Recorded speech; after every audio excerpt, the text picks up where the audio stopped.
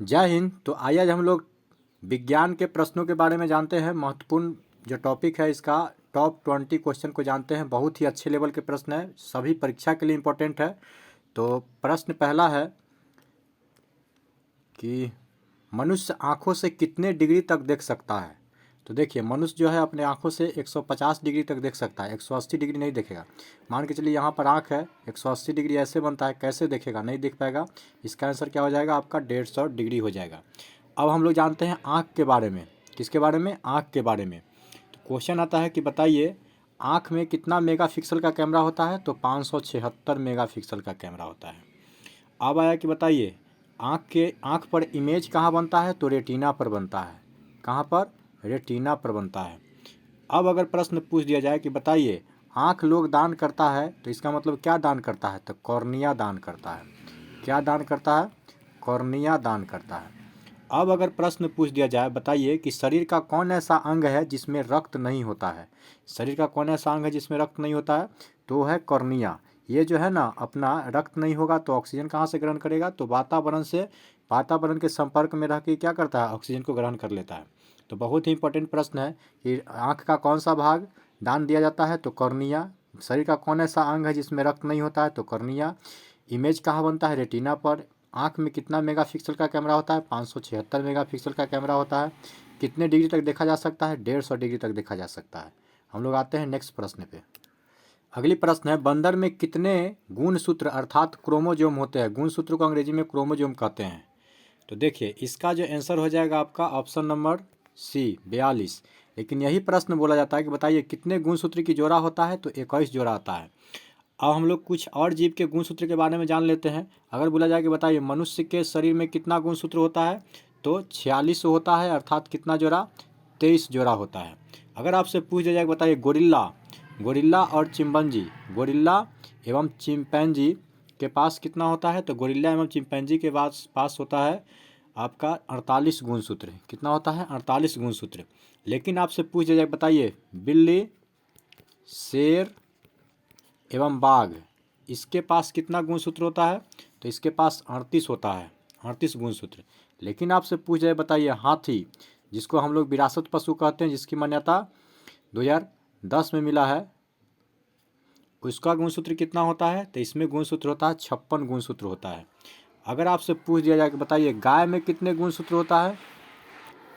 तो गाय में गुणसूत्र होता है, गाय या बकरी में कितना गुणसूत्र होता है। तो 60 गुणसूत्र होता है। लेकिन आपसे पूछ दिया जाए कि बताइए अगर मच्छर में कितना गुणसूत्र होता है। तो मच्छर में होता है आपका 6 गुणसूत्र। तो देखिए बहुत ही इंपॉर्टेंट बताए हैं। मनुष्य में 46 अर्थात 23 जोड़ा, गा ये क्या बोलते हैं गोरिल्ला या चिंपैंजी में कितना होता है 48 अर्थात 24 जोड़ा। बिल्ली, शेर और बाघ में कितना होता है 38। हाथी में कितना होता है 56। गाय में कितना होता है 60 और मच्छर में कितना होता है तो 6। याद रखिएगा इसका आंसर क्या हो जाएगा आपका ऑप्शन नंबर सी। प्रश्न है मनुष्य के आँख कितने परत से मिलकर बना होता है। तो मनुष्य के आँख जो होता है ना 3 परत मिलकर बना होता है।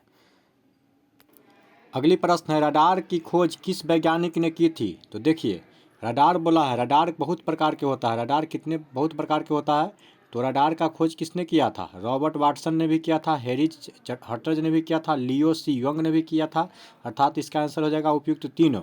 अब आता है कि रडार का पूरा नाम क्या होता है। रडार का फुल फॉर्म क्या होता है।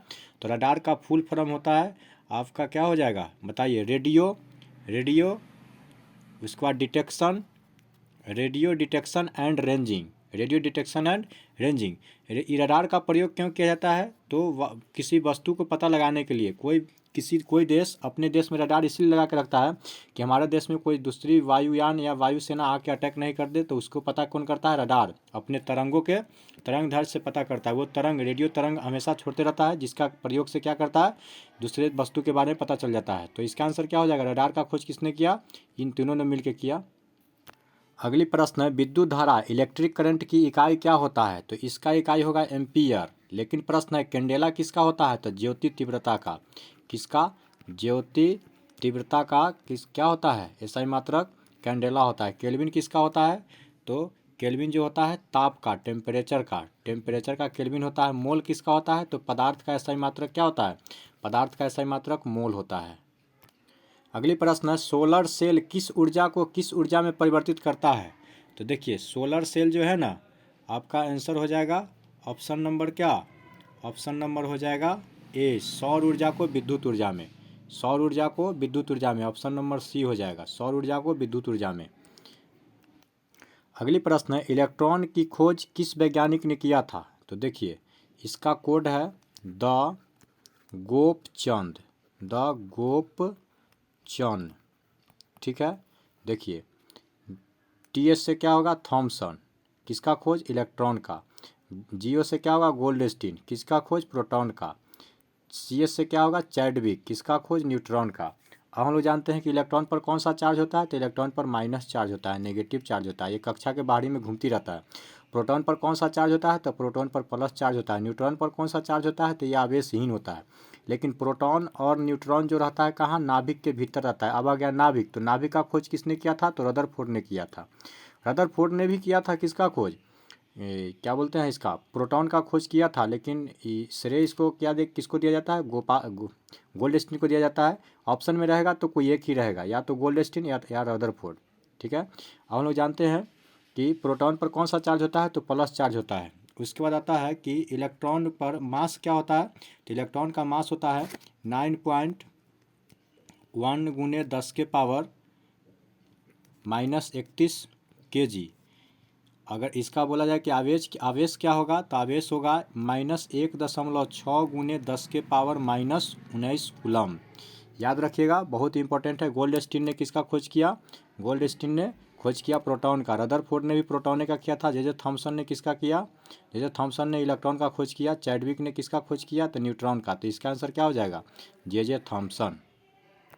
प्रश्न अगली है कि फोटॉन की खोज किसने किया था, फोटॉन की खोज किसने किया था? तो इसका आंसर क्या हो जाएगा, इसका आंसर हो जाएगा आपका आइंस्टीन। किसने, आइंस्टीन ने किया था। फोटॉन का मास क्या होता है, तो फोटॉन का जो मास होता है ना, फोटॉन का मास होता है, फोटॉन का मास जो होता है शून्य होता है। इसको ऊर्जा का बंडल भी बोला जाता है, ठीक है। अगली प्रश्न पे आते हैं। प्रश्न है कि गन मेटल किसका मिश्र धातु होता है? तो गन मेटल जो मिश्र धातु होता है, कॉपर का भी होता है, जिंक का भी होता है और टीन का भी होता है। अब आता है कि इसका परसेंटेज क्या है, तो पहले जान लेते हैं। कॉपर के परमाणु संख्या कितना है, 29। जिंक का कितना है, कॉपर कितना, कॉपर का परमाणु संख्या 29 होता है। जिंक का कितना होता है, 30 होता है। टीन का कितना होता है, तो टीन का होता है आपका 50। इसका संकेत क्या होता है, एसएन होता है। इसका क्या होता है, जेडएन होता है। इसका क्या होता है, सीयू होता है। अब हम लोग जानते हैं कि इसमें परसेंटेज की क्या मात्रा है। तो कॉपर जो रहता है, गन मेटल में कॉपर रहता है 90%। कितना, 90% कॉपर होता है। और 2% क्या होता है, 2% जिंक होता है। और बच गया से क्या रहेगा, बच गया से सीसा, ठीक है। 8% क्या रहेगा, सीसा एवं अन्य रहेगा। अब हम लोग अगली प्रश्न पे फिर आते हैं। अगली प्रश्न है, किस रंग में प्रकाश संश्लेषण सबसे अधिक होता है? किस रंग में प्रकाश संश्लेषण सबसे अधिक होता है? तो प्रकाश संश्लेषण जो सबसे अधिक होता है लाल रंग में होता है।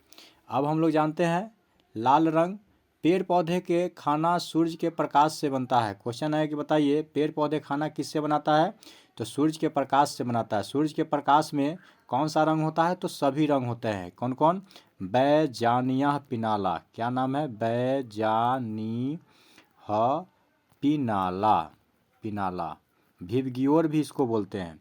तो क्वेश्चन इसी में से बहुत बनता है कि बताइए बैजानिया पिनाला जो है सातों रंग, सातों रंग में बीच में कौन सा रंग होता है, तो बीच में हरा रंग होता है। कौन सा, हरा रंग। सबसे लास्ट में कौन होता है, लाल रंग। सबसे पहले कौन होता है, बैगनी रंग।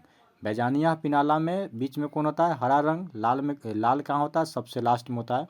तो याद रखिएगा, बहुत ही इंपॉर्टेंट है। प्रकाश संश्लेषण को अंग्रेजी में क्या बोलते हैं हम लोग, प्रकाश संश्लेषण को अंग्रेजी में फोटोसिंथेसिस बोलते हैं। क्या बोलते हैं, फोटोसिंथेसिस।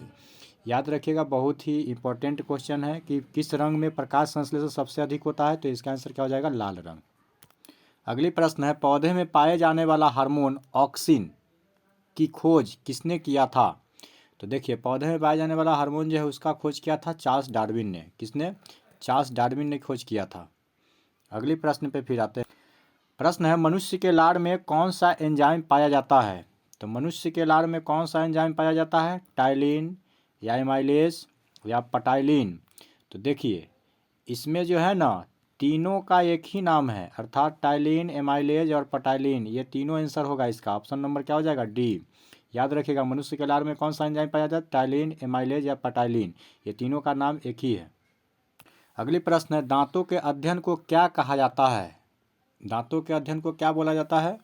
तो देखिए, दांतों के अध्ययन को ओडोंटोलॉजी बोला जाता है। क्या होगा? ओडोंटोलॉजी।